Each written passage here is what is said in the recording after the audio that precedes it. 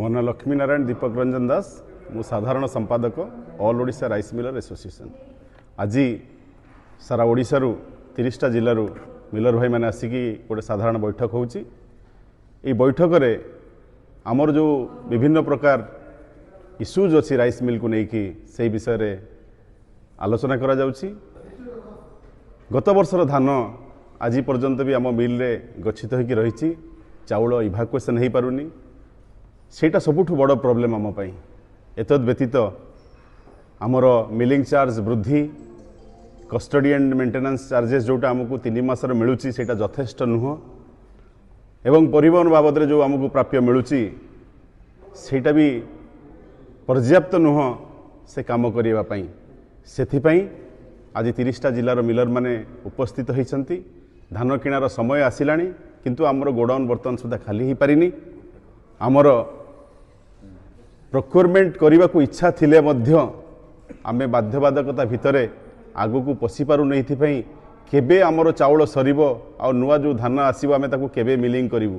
आमे माने बहुत कष्ट रे अछु। सेतिपई आमे चाहिकी मध्य जानिकी मध्य किछि यार समाधान बाट पाई पारुनु। एवं आमर मान्यवर मंत्री महोदय आज आमर 30टा जिल्लार प्रतिनिधि माननकु डाकिछंती। आज गोटे मीटिंग हबो।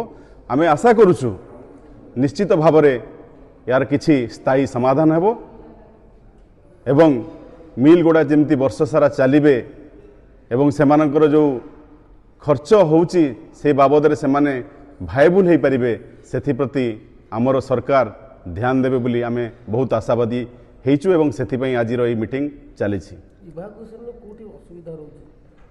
देखो आज्ञा इभाकुएसन पार्ट आमर नहीं। इभाकुएसन है जोगाण निगम दायित्व एवं फूड कॉर्पोरेशन ऑफ इंडिया दायित्व।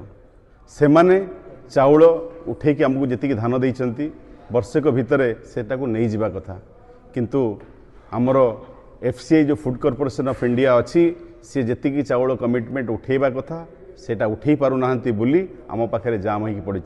जाम होगी पड़ा द्वारा कौन होउची असुविधा से धानटा धीरे धीरे सुखुची खराब भी होउची। धानर गोटे समय सीमा पर्यंत से भल रहा से धीरे धीरे धीरे तार क्वालिटी खराब हम। जदि क्वालिटी खराब हो जाउची सेथिपई मिलर माने बहुत मात्रा रे लॉस रे सम्मुखीन होउचंती। तार भरण पोषण करिया पई ताकू मेकअप करिया पई भी तांका पाखरे कोनोसी पंथा नाही।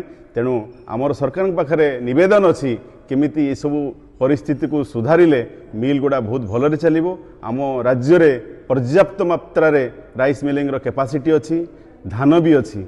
धान थाई एते परिमाण अच्छी और मिलिंग कैपेसिटी एते परिमाण थाई कि मध्य मिल सबु क्षुद्र मध्यम शिल्प संस्था बहुत रुग्ण होगा गलानी। तेणु केमिति वर्ष सारा चलिबो सेति प्रति आमे निवेदन करछु सरकार को एवं आमे आशा मध्य रखिछु